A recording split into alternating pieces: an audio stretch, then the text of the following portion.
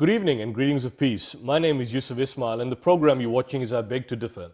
This program focuses on interactive debate on socio-economic, political, cultural and religious issues, and of course analyzing some of the global dominant currents in the international community and the way in terms of how it affects us. Today we'll look at the whole notion of designer water. What is designer water? Supercharged alkaline ionized water that's purportedly clinically shown to hydrate better so that you can be your best every single day. Is this simply another means of commodifying water, or is it basically a simple taste or an improvement in the market in terms of how water is consumed by the ordinary public? Well, joining me in the studios, I'm joined by Londeka Mthethwa.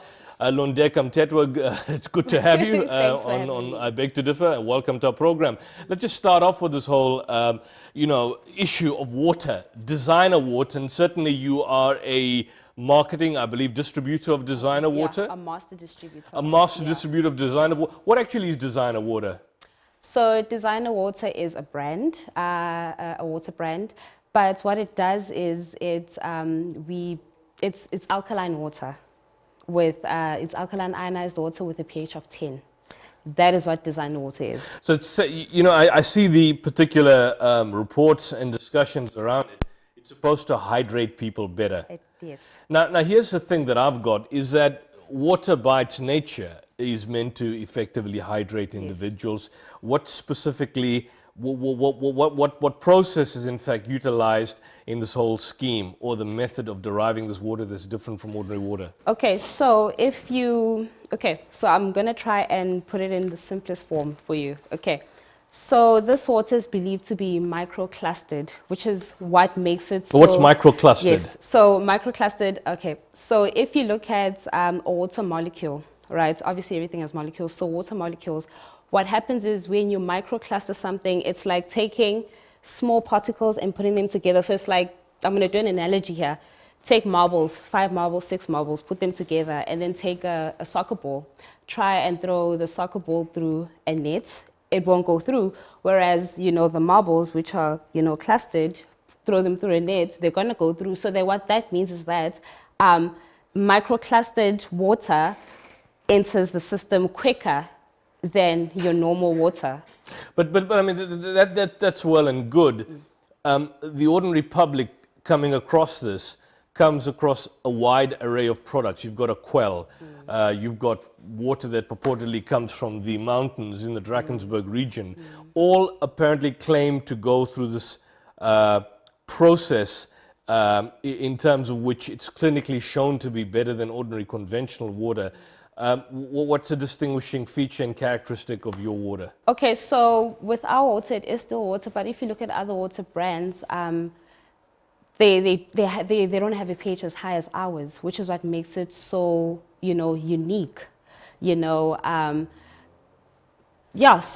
our water, basically, as I did explain, it does obviously provide superior hydration because of the process that it underwent, which is ionization. So alkaline water is ionized water, whereas, your other brands, they're not ionized, they're just purified and mineralized water, which is still very good. But now we have this ionized water. So you've got ionized water, yes, which is not done for the ordinary water that you see purchasing from the shops. Yes. Now, here's the thing. I mean, obviously, this is a complex process which takes place within a certain framework, a laboratory, I would assume. Yeah. I mean, but what tests the public have to trust, obviously, because we've got a largely questioning public, in order to determine that these processes and steps are actually followed through the final trajectory in order to ensure that the relevant standard of ionization is met? So our water has been verified and approved by respective labs and companies. So it's tested and it's produced in in its highest standard. So yeah, we really do not compromise on that. So the public can rest assured that what we are providing to them is definitely what we say it is. Do you see a potential for water wars amongst competitors? Or do you have no competition at this particular point in time? I really feel like we don't have competition, and I don't think there should be water wars, because I really believe that is completely different. Like I told you, our water is ionized, whereas, your other water brands are, just still Is this water. not a generic? I mean, surely there are other products around the world No, definitely which have ionization. Of course. So would this be a just derived generic on other products, or is this somewhat unique in the South African market? in the South African market? I believe it is, because there are a few other brands that are there. So it's not a a market that's too saturated as yet. We're still getting there as compared to your international countries. But in South Africa, there's only a few that we know of. Now to start off with this, I mean, the actual founder of Designer Water, I mean, who is the founder of Designer Water? The founder and CEO of Designer Water is John Thompson. Okay. Yes, who founded the water in 2013. So it's been in the market for about 6 years now. And what's his particular method and methodology and ideas behind introducing this into the market? What was his idea? Okay, so initially, from my understanding and from, just attending his trainings and, having discussions with him, John had an illness of some sort, and he heard a speaker talking about alkaline water. So it's like, oh, okay, well, let me just, try it out. So he decided, he started like drinking that water, started adding it to his everyday, Well, in other words, diet. he obtained alkaline water. Yes. Just explain this, I mean, to the ignorant. Now, and I'm speaking from my... When you say alkaline water, just define that. Okay, so alkaline water, true alkaline products will have a pH 9.5 or higher. And an ordinary water from the tap? Will be less than that. So in order to reach the pH of, you say 9 or 10, what's needed to reach that pH? Well, it's like I said, it goes through an ionization process. So there's obviously, machinery, I believe, and ways that they take the water from its, normal just water state to the alkaline state. So so it's closely monitored as well, so that it obviously doesn't go higher than the pH of 10. So what happens if it goes higher than the pH of 10? Well, then they cannot, put it out to the public, because we don't want too much alkaline water. I mean, if you consume way too much alkaline water, it's gonna obviously, to get into it, it's gonna obviously have side effects that we do not want, So it's very closely monitored when going through the manufacturing process. And in terms of for example, the South African government, the Department of Water, what's the kind of missteps from their side? And we talk about government departments, every single department is fraught with corruption, with problems that they have. But from an expense point of view, what is a challenge that the governmental departments cannot reach the level of alkalinity or the pH level that you're talking about? What's the challenge in respect of that? Because, I mean, when you look at areas in South Africa, even now, there are areas in South Africa where water from the tap cannot just simply be drinking. I come from a place in Ikopo where you cannot just simply consume the water from the tap. There's a muggy, soily feel to the water. Exactly. What's the challenge? What's the challenge there? So, okay, so just to touch on that, the reason why we, not the reason why we went into alkaline water, but as you said, right now, South Africa, in my area in particular, Richards Bay, the water that we are, consuming is, I don't know, it's well, you've got Mpangeni yes, next to it, which is... Yes, we've got Mpangeni next to it, yes. So we were just not okay with the standards of, the water that was simply just being, put in our taps.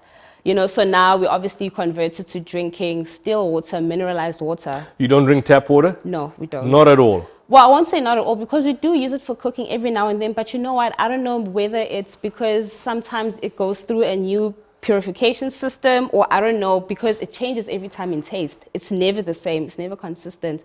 So sometimes we do use it for cooking. Sometimes we're just like, something. I just want to basically bring something to you. Regarding John Thompson, he's a CEO and the founder of Designer Water, obviously a manufacturing business specializing now in alkalized, ionized water, I think for the past 7 years. Yeah.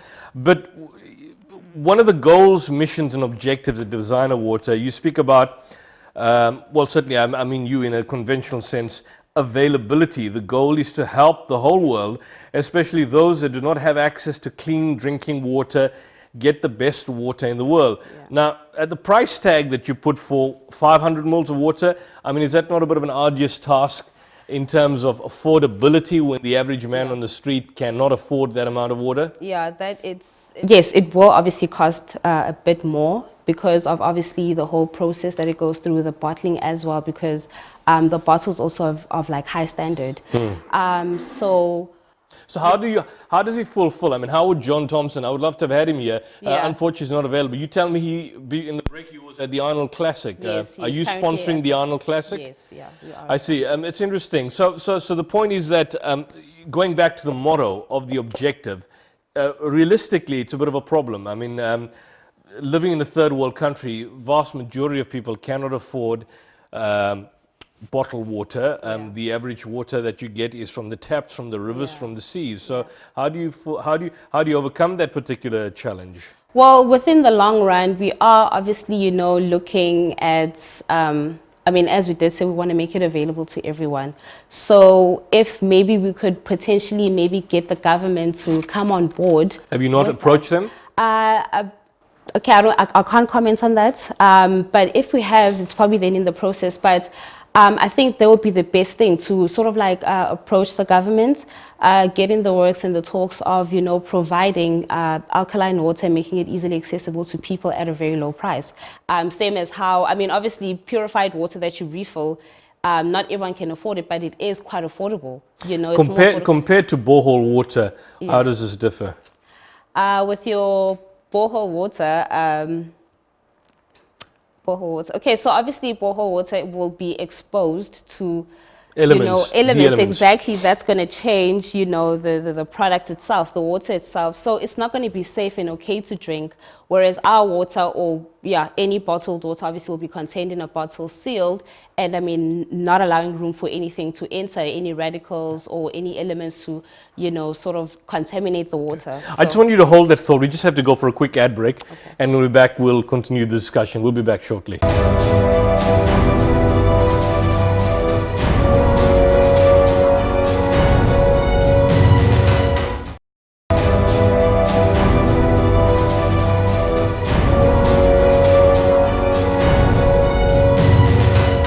Welcome back to I Beg to Differ. And if you just joined us, we are discussing the whole new aspect of designer water.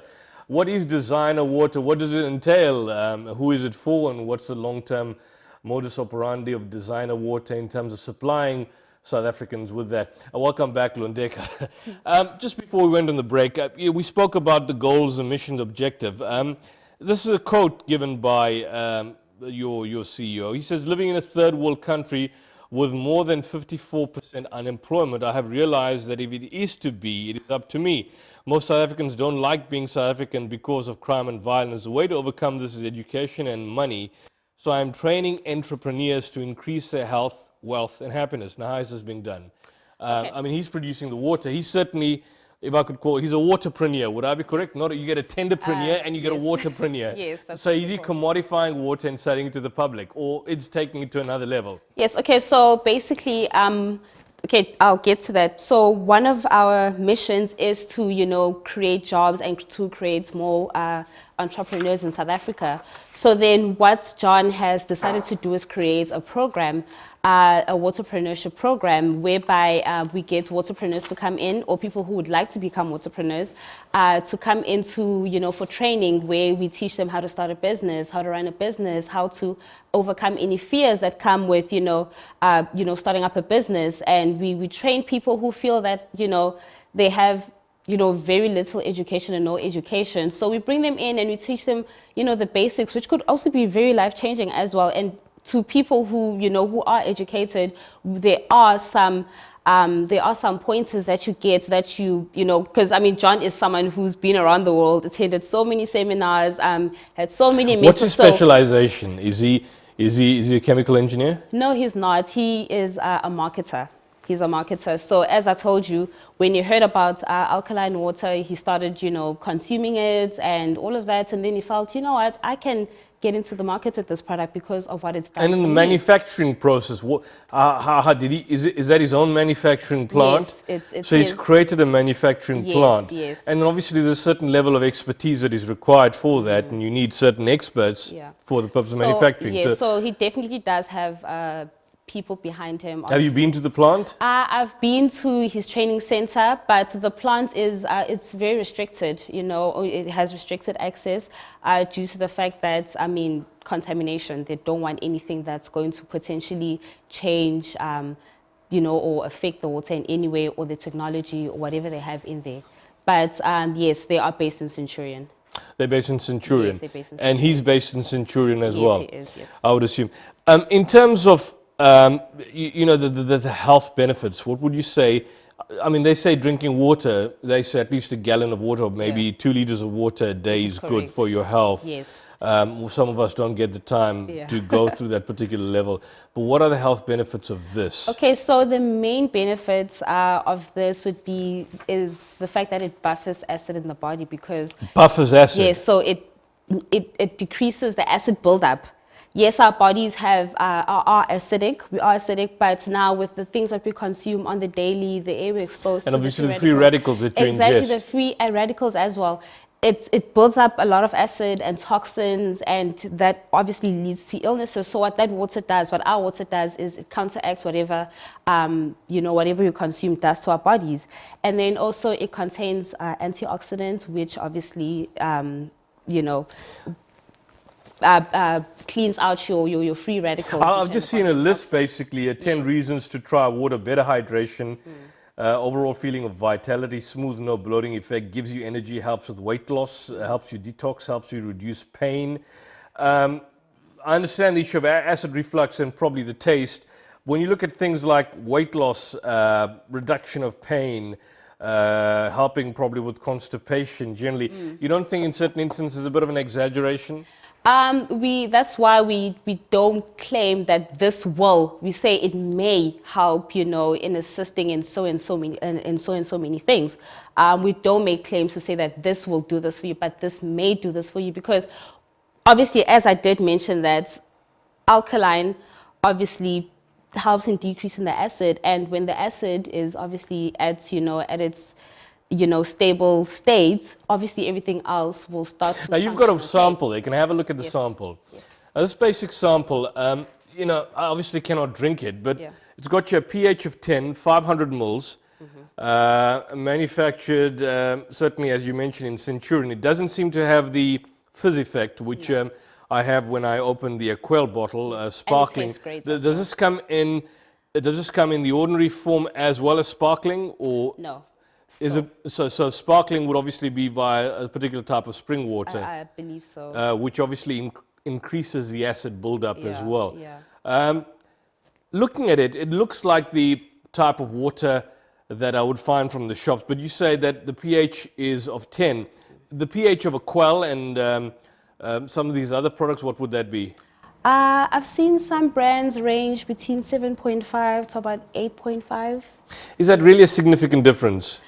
It is, as opposed to our water, definitely. If someone were to basically ask a cynic that this is just simply another way, a cheap way of making money and becoming a waterpreneur, you're commodifying water. Before people could commodify Coca-Cola, which is just simply water with some sort of flavor, and now you've manufactured and commodified water. What would you say to that? Well, the commodification of water, because there is a talk that in the 21st century, probably the next war that will be fought will be over water because of the limited water supplies. What would be your response or rebuttal to the idea that just is simply another exercise in commodifying water and making money out of it? I mean, yes, it's obviously all, at the end of the day, I mean, it does come down to, you know, money and all of that. But for us, I think really our main focus with, you know, this water and putting it out there is the health benefits of it. What's your distribution chain? Okay, Okay, so what happens is we get master distributors. Okay, so there's John, and then John recruits master distributors. So a master distributor basically has a license or is licensed to distribute in the area that they've bought. So then what happens is, as a master distributor, I need to then recruit people to come under me. People are going to buy this water obviously at a discount at their price, and then they sell it to make an extra income for themselves, or to make an income, because it's shown that a lot of people actually, I mean, with time, you know, you get your clientele, you get your customer base, people come back because this water is amazing. Do you supply to the mainstream supermarkets? I haven't seen that product yes, so before. we're working on that. So it's our job as master distributors to put the water out there. So whether it be, you know, to your retail chains or cafeterias, yeah, but also to, you know, your everyday Have you consumers. approached the major retail stores, ShopRite, Checkers? Yes, we have, and, yes. and are they being sold there? It's in the works. It's in the works, yeah, because we just recently started getting into, you know, the whole distribution. So from my side, I mean, I have approached, they've never actually shut down the idea. If anything, they're interested. So yeah, I guess it's going to come to a point where we have to negotiate and just take it from there and see. But that is our aim, to get into retail stores, because we want to make this water easily accessible. Well, and from what you say, there's a lot of positive features about this. But why do, unless of course I'm ignorant, but why do a lot of South Africans never heard of your product? I guess. I mean, if you've been around for about 7 years, we all know Quell, we all know some of these other products that are there. I guess because, as I just said, we haven't really pushed to get into your retail stores. And from my understanding, John does, you know, manufacture for, you know, a few other brands, but you know, alkaline water is only starting to become mainstream now, you know, with the alkaline diets becoming a thing as well. I believe in the US as well, people, that's all they drink. What's the alkaline diet? The alkaline diet is basically eating foods that are rich in well, low in acid. So basically low in acid. So your food vegetables like your broccoli vegetables, and so on, and combined with water of this particular exactly. nature. So now we're like, okay, and if you actually have noticed, there's a lot of supplements and pills and all of that that contain alkaline, and those are obviously used to people consume those to obviously tackle whatever issues they have, which is the main one being acid buildup. So yeah, so I think the alkaline water is going to be a game changer, because not only are you know, tackling that problem, but also hydration as well at the same time. You're getting all the benefits of, you know, water, drinking water, because I mean, it doesn't obviously now alter or change what normal water does. It just adds on and does Is this for the middle to high income market? Because I would assume the majority are those living in the rural areas. Does Designer Water have a, if I could call it, a business plan to look at the rural area of South Africa and probably approach them? Because when we talk about the kind of the lack of health, the lack of nutrition, not so much in the urban areas, even though the quality of our water, depending where we stay, is not of an exceptionally high standard. But the actual problem is outside. I mean, I've traveled through the rural areas, the St. Faith area. There's a lack of decent basic sanitation, open latrines, latrine pits. I mean, those are the people that obviously would, I assume, need or have access to this kind of particular water. I don't know if you are, obviously in your capacity, are able to say whether there is a plan in place, or whether as a master distributor you have been out in some of these outer areas. Zululand, for example, nearby, some of these places that are in Kandla, I think, is nearby as well. I mean, poor areas. Yeah. So what then we are looking, well, myself as a master distributor, what I would like to do is, we have to make money at the end of the day. There is a retail price set, but I think for more of like your rural areas, if we can just find a way that we can supply to them in bulks, because obviously if you supply in bulks, it's cheaper. So that way, then maybe it'll make a difference of some sort, you know, as opposed to selling it at retail price per bottle. So we're gonna try and, you know, get it to those areas in bulks, thus making it cheaper as well for us to supply them. So from my part, we are gonna try our best, you know, because I've been with this product for, it hasn't been that long. You haven't been too long with this product, but what has fascinated you about your involvement? Is this your full-time vocation as a master distributor, right? Yes. What has kind of geared you into buying into this? Okay, so how I actually got into this and what still drives me is my dad actually came with this water. I was like, oh no, I heard about this water. Apparently it's good for acid and all that. I was like, okay, cool, whatever. And then we started drinking it, bought like a lot of cases. We started drinking it. Have you found a personal improvement in your health? I have. So for him, it improved his gout. So, gout? Yes, gout. So obviously, gout is a lifestyle-related illness caused by stress. It's caused by, certain foods that we eat, alcohol consumption. So he found that even after like eating certain things that he couldn't eat without, something, getting inflamed, he hasn't actually How has it improved your health? For myself, personally, I do work out every now and then. And honestly, before consuming this water, I used to get muscle aches and fatigue.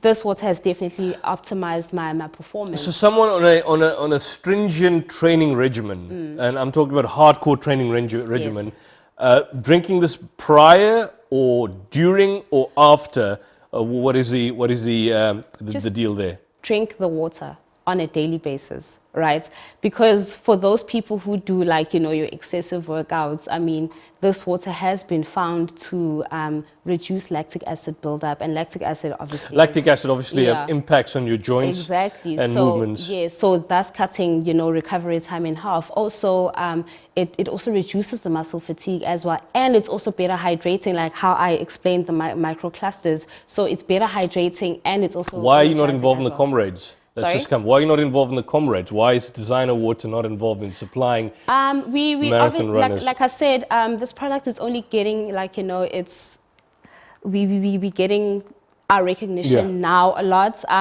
As you mentioned, John is at the Arnold Classic. This is a bodybuilding competition. Exactly. So has he been? Are you one of the official sponsors? We are one of the official sponsors. And how long have you been with the Arnold Classic? I believe this is the first year. Is this the first year? Yes, I believe this is the first year. So as I said, we're now getting into the markets, and the product is gaining more recognition as well. So hopefully within the next few years, we'll be sponsoring, pretty much every sports events or anything related to such. Okay. Yeah. Last question.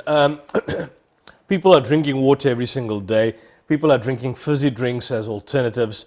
People are drinking all kinds of shite, if you want to call it. Yeah. Give us, in summation, at least 20 to 30 seconds, why would this be the best water that you have? Okay, so this water, as I did mention, it hydrates better. It's very healthy. It gives a difference in health and wellness. It does help in, help tackle, those lifestyle-related illnesses such as your blood pressure, your diabetes, which are all related, or they all come from or caused by the things that we eat, the things that you consume, the air that we, inhale as well. This water, it does improve focus. It's good for organ function. Very good for that. And obviously the main one being the acid buildup, which is, it's killing a lot of people. So this would be the product that you would recommend. So just show that product up to the camera. Okay. It's called Alkaline. Where do people obtain it?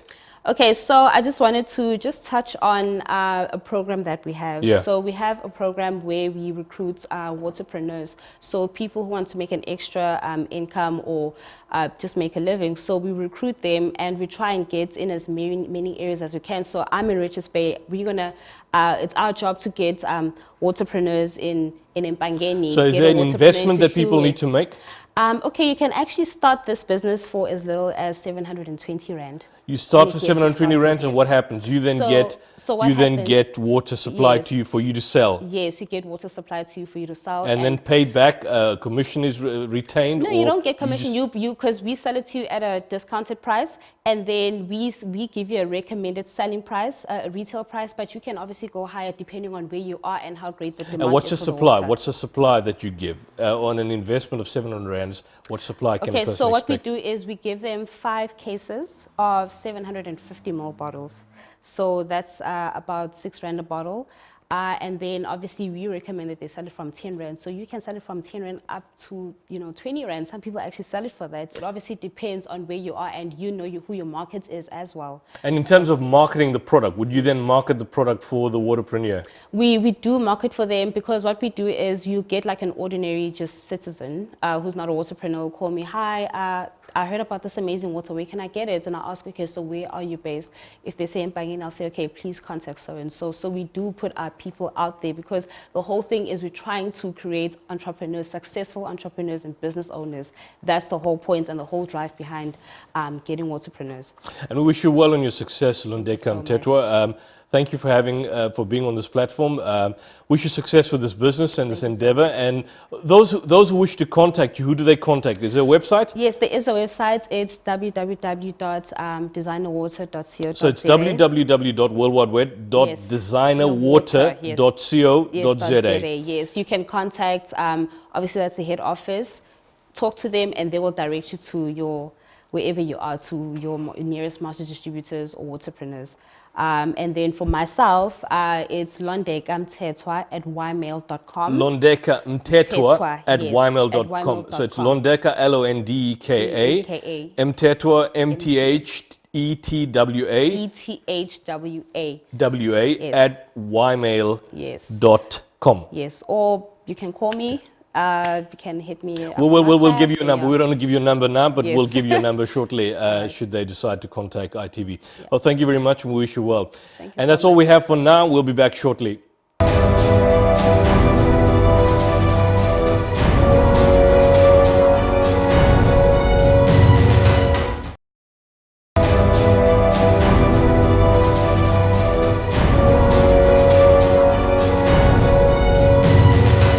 Welcome back to our Beg to Differ, and if you just joined us, we were discussing the whole issue of water and certainly the alternative remedies and water as a commodity in this particular country, and certainly the lack of water by many people, and certainly what the alternatives are that are presented by the bottling industry. Well, now we join in the studios by Alan Warnitz. We've had Alan before in the studio discussing other issues, psychotropic drugging and depression and so on. But today I'm bringing him to discuss a new issue and a phenomenon, and certainly something which you have been part of for some time. Welcome back, Alan. It's good to have you. You are a Scientologist. I just want to discuss and unpack and zero in onto this issue. What actually is Scientology? I'll tell you Scientology from my perspective, all right? I'm not a spokesperson for Scientology. Sure. Okay, but I'm telling it from my perspective. And maybe Tom Cruise is a spokesperson for Scientology. I don't think he'd come. No, I don't think he'd come onto this program. No, he's not a spokesperson. The spokesperson is the people who are who work there. They are the people that will answer the questions that you answer. So I'm going to answer to you as an individual. Sure. All right. I became a Scientologist in 1987. There were certain issues in my life that I wanted to have handled. I read the book Dianetics, which is about the mind. This is a book by Ron Hubbard, right? Ron Hubbard. It's a book about the mind. I'm an engineer. I was finishing. So you were an engineer by profession, a chemical engineer? Mechanical engineer. Mechanical engineer. Yeah. So I had finished my engineering studies, and I was doing a master's, and I came across the book. And when I read it, it made a lot of sense to me from an engineering point of view. In other words, Hubbard himself is an engineer. He's a nuclear engineer. He's one of the pioneering. Well, just before we go into the kind of history, what does Scientology stand for? What's the definition? If one were to say Scientology, I'll break it down, and then we'll go into your background and history. It's an applied religious philosophy. So it's a religion. Three words. It is a religion. Yeah. 3 words there. Applied religious philosophy. Right? And the founder of this applied religious philosophy is a science fiction writer called Ron Hubbard. He's a science fiction writer, but he's got many other professions. Right? He's an engineer. He's a writer. He's like a ship captain. And he's dead now. He's passed away in 1984. Right. So he founded this movement, or this so-called religious philosophy, Yeah. going back to the 1950s. Yeah, it started with Dianetics. So Dianetics was a book that he wrote, He wrote and about I've the got the mind. book at home. Yeah. I found it difficult wading through it because it was quite heavy material, and I haven't completed it. Well, after all these years that I've had copies of the books, like many books I do have, I sometimes don't complete it.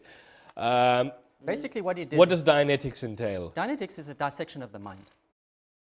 That's a big word, Yeah, it's a dissection of the dissection of mind. the What mind. do you mean by that? What I mean, I'm talking as an engineer now. Okay, an engineer will dissect things. In other words, if a car's not working properly, he dissects it. In other words, he goes and finds all the possible causes for a non-optimum situation.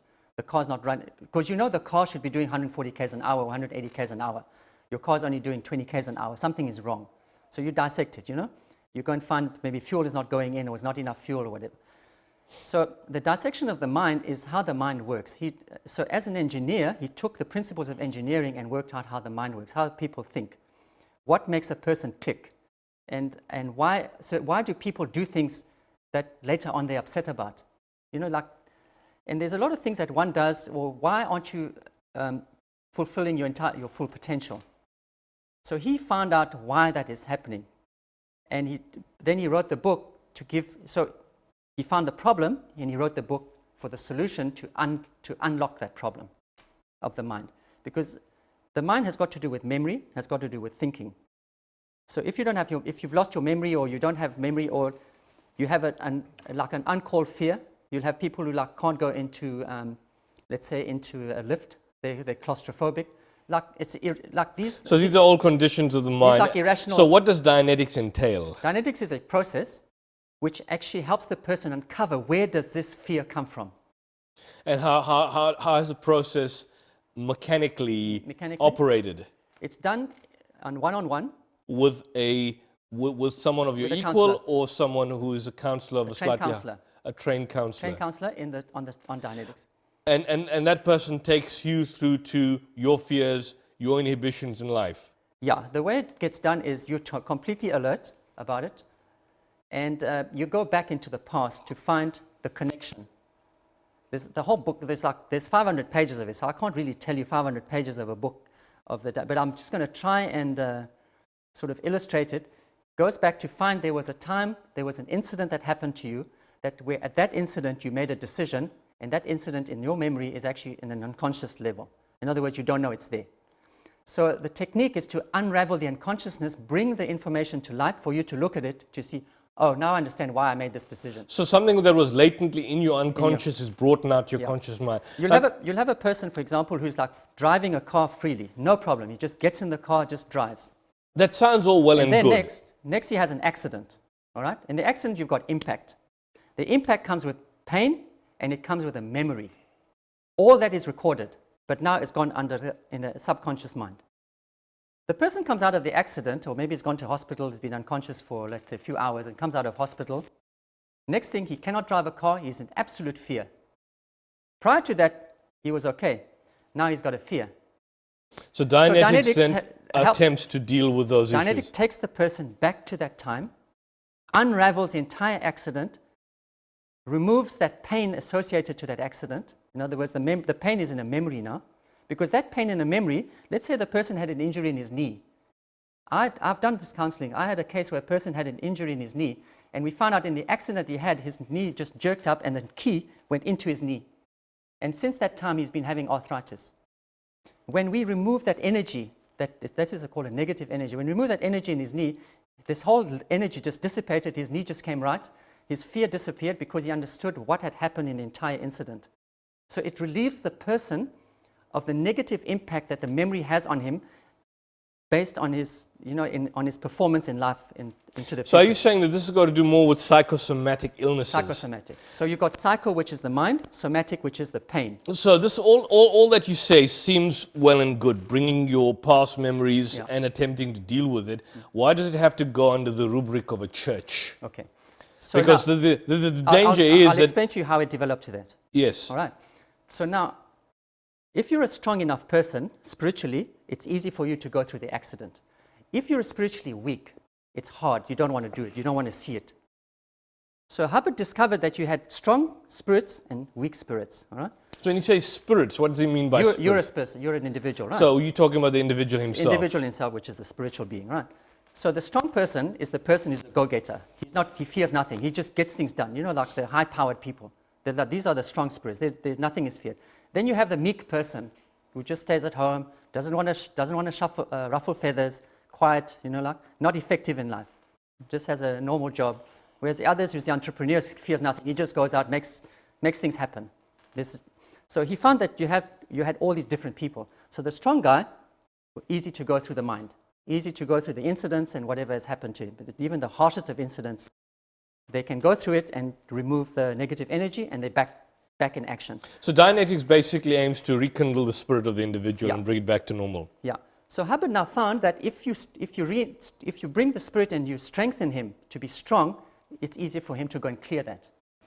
So What's a clear state of mind? A clear, in Dianetics, the state of clear is the person who's actually been able to handle all these past memories and has control over it. That's a clear. Can anyone reach that stage? Yeah. That's a definite. But and that is fine, and I have no problem with that. Yeah. The problems that I have is that when we look into the nuances of the organization, I'm not so sure if you're comfortable discussing it, that Hubbard was said, and certainly even conventionally, you look at reports in Encyclopedia Britannica, he was said to have apparently run a cult. And then there were allegations of him involved in sexual abuse of some of his particular members of the organization. Things have, you mentioned him as a captain of a ship. Apparently he had young girls being brought on his ship, sexual abuse. And his own lifestyle does not betray what you basically are saying, in the sense that, speaking about a good, conscious, positive mind, positive thinking, doing away with some of these psychosomatic illnesses. But his lifestyle does not, in fact, it seems to me that he uses this as a means of probably making lots of money. It's $1 billion industry at this particular point in time. And whilst you've got good, decent people within them, someone like you that I can clearly see, at the fundamental core, there are certain problems about the Scientology, the Church of Scientology. Well, I'll have to question you. Where do you get your information from, number one? Secondly, when you say this, we've spoken about it, how the media makes headlines. Yes, that's true. There has to be sort of damage. There has to be sex in there. Mm-hmm. So if they can't. But to what end? Why would they want to do this? Why? Well, you see, in the discussion. I mean, there could be motives for Donald Trump, whatever the case. In the discussions we had about psychotropic drugging, right? You can eliminate the entire industry of psychotropic drugging and not having to drug a person on depression because you can handle it with Dianetics. So in 1950, before 1950, Hubbard was a great person. In May 1950, when he released Dianetics, he was the villain. Because Dianetics came with a solution that will undo the psychiatric industry. So you're saying because of the fact that it deals with one aspect of the psychiatric industry, the establishment went for him. The establishment went to demonize him. It will undo him. He's been through an extensive amount of scrutiny, worse than any other person. He was on the hit list of Kissinger, but never got wiped out. He was one of the few that never got wiped out. So the stories that are there is the media, which is the front of the system, to push out propaganda to say what he is. What about? So now, I've been involved since 1987, many years now. I've seen it work. I apply it. I work with them. So even if it's true, which I don't believe, I know what he's done because I've studied his But you've heard these allegations. You must have heard these. We hear them all the time. And you've heard the allegation that the Church of Scientology is in fact a cult and there's a control mechanism in place. Yeah, but there's been allegations, people like John Travolta and Tom Cruise and all these individuals within Hollywood that are themselves so inherently problematic. They are the echelons in Hollywood where the Church of Scientology headquarters is. How problematic are they? What is problematic? I mean, in terms of their lifestyle, in terms of, for example, their control. Where did you find that out? Are you saying Cruise is not a control freak? No, I'm asking you, where did you find out that they are in the media? We get this from the media. So now tell me about the media. Tell me that they're honestly telling you, because the media has to have front page things. Tom Cruise, big name, big money, all right? They'll probably find something sexual about him that he did, all right? They'll have to find something destructive about him so that he gets into the front page.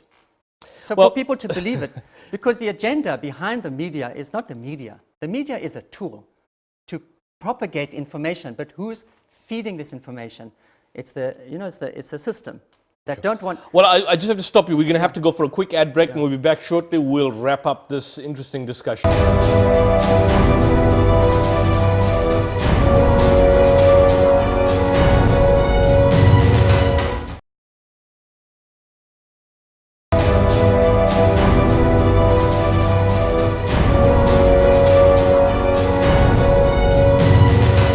Welcome back, and if you just join us on I Beg to Differ, we're discussing the interesting phenomenon or interesting movement called the Church of Scientology, and certainly some of the positive features that emanates from this group and organization, things like Dianetics, and also there's other aspects which you see in the media, which I am in good conversation with my good friend Alan Warnitz.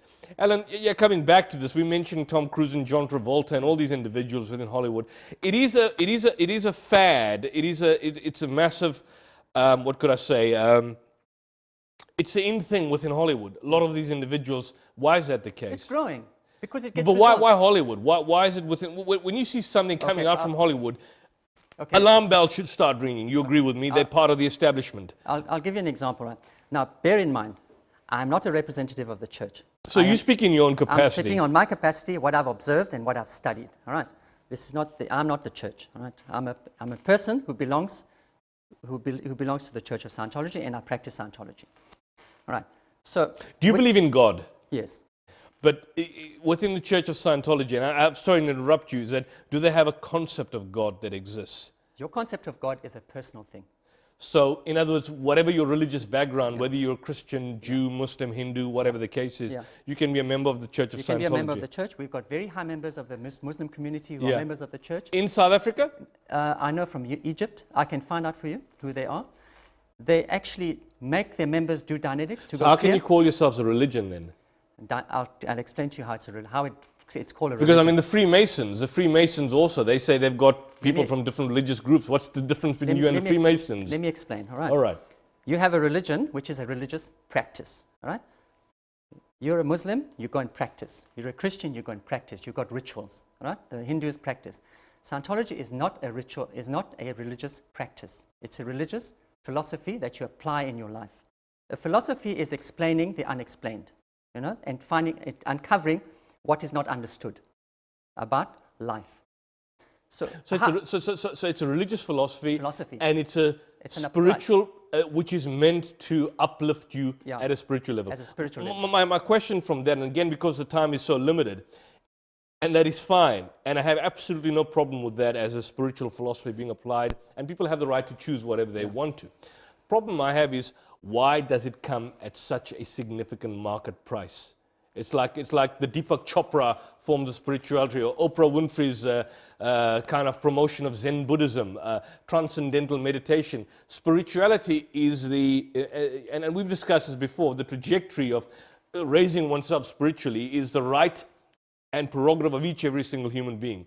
The fact that someone puts a price or a label, it immediately becomes a marketable commodity, and then spirituality becomes commodified as something that needs to be sold and marketed. That's a problem. It's a problem. Is it a problem that you have to raise money for your church, your temple, and all that? Well, here's the thing. When you raise money from the church, it's a donation, but donation for what? A donation for the upkeep of the particular. But the problem is that, and I can't speak for tithing. I can only speak from the Muslim perspective. I'll leave the Christians to speak for themselves. From Muslim, you can still attain that level of spirituality without giving a single cent to the mosque. But I don't have to give a cent to the mosque. The mosque cannot give, but I have to pay you guys to enter one of your sessions on Dianetics. Yes. A lot of money. Yeah, you have to, because you've got a person who has to have a space to deliver the service to you. Behind that person, there's a whole lot of people that actually provide, a structure to make this thing happen and make it possible. All right? There's administrative things. So all these have to be paid for. So they put a fee on the use of the time of the counselor to spend time with you. Now, in any business, if I came to you and I found you have a problem in your business, your business is making 10 million rand a month, but it's gone down to 5 million rand. And I have a skill that will make you make that business take it up to 20 million rand. If I told you, give me 1 million rand for doing this thing, would you not give it to me? It's business. Yeah, because you know that 1 million rand will take you from 5 million that you're losing and going to go bankrupt to 10 million which you break even, and it will take you 20 million because I have the credibility and I have the knowledge. If I see the results at the end of the day, but there's a risk still. Yeah, okay, but I get results, so you take the risk. If it works, well. What's the guarantee of results here? The guarantee of results is your application of the subject. The thing is, there's no money back guarantee. there's no money back guarantee, because if you are not applying the principles and you go out and you become unethical about it, because you see, the whole idea of spirituality is to bring your ethics levels to a higher level. Your integrity gets higher and higher and higher. Now, if you're brought up to that level and you come with a different intention, not to bring up your level of integrity and your level of ethics, and you go out into society and go and mess up, the entire thing is going to be wiped out. You're not going to get the results. Right?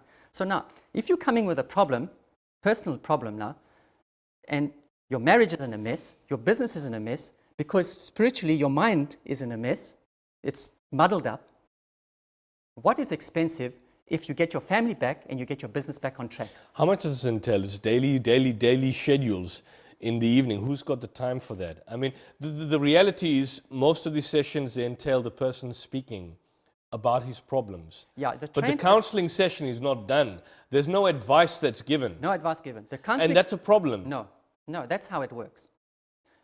The way it works is the counselor is trained to ask you very specific questions for you to go and look at your issues. Scientology is a very, very personal What about thing. this electrometer that is used? The electrometer detects where your stress areas are.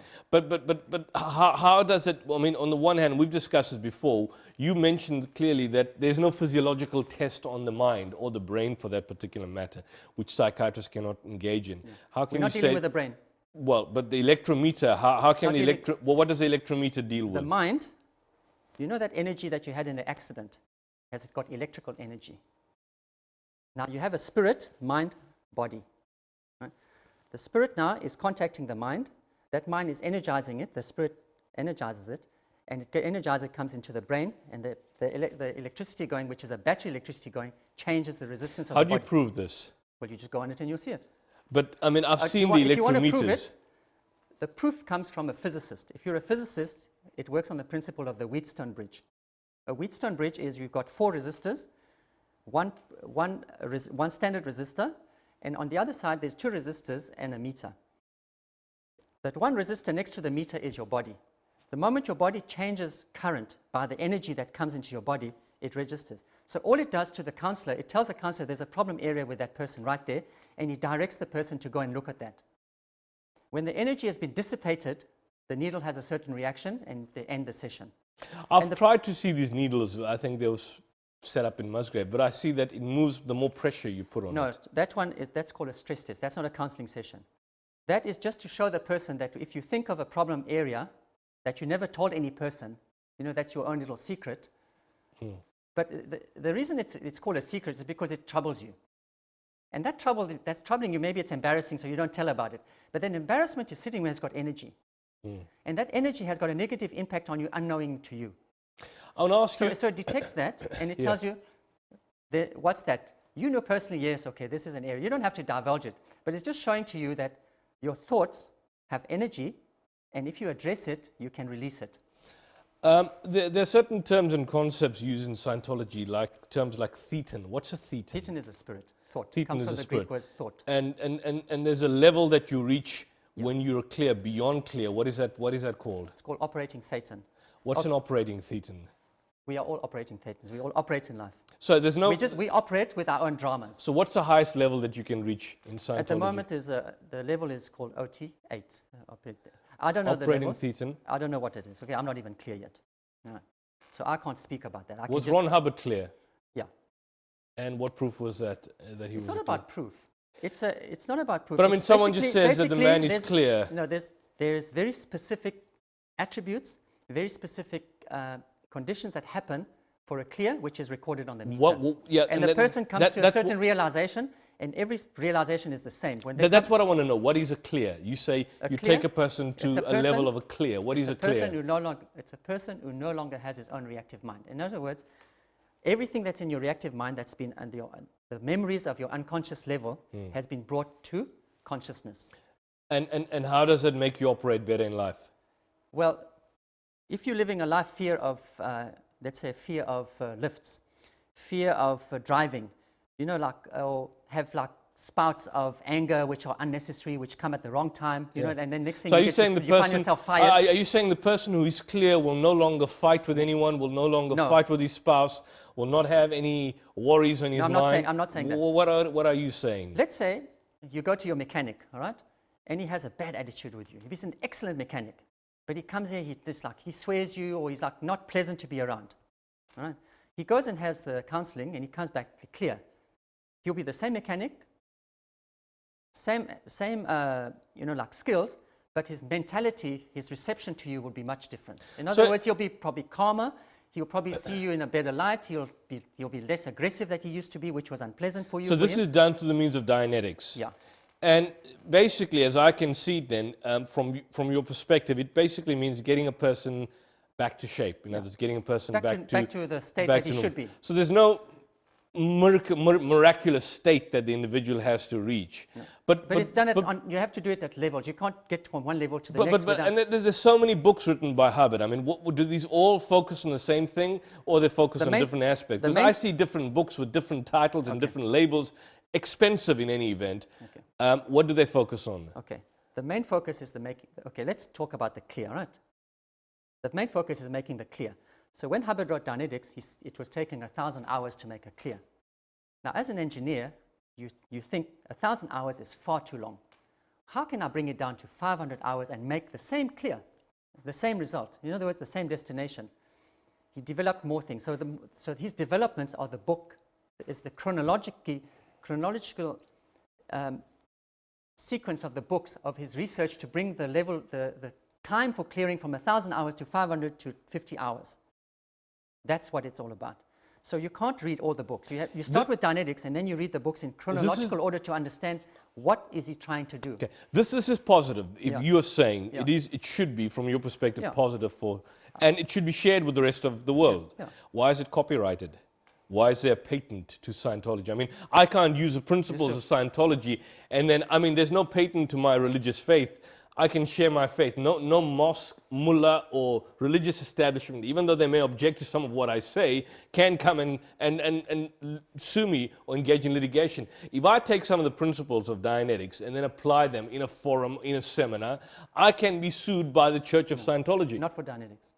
So are you saying that there's no patent on Dianetics? Anybody can use it, anybody can engage in it without any kind of objection from the establishment of Scientology? This is a double-edged sword, all right?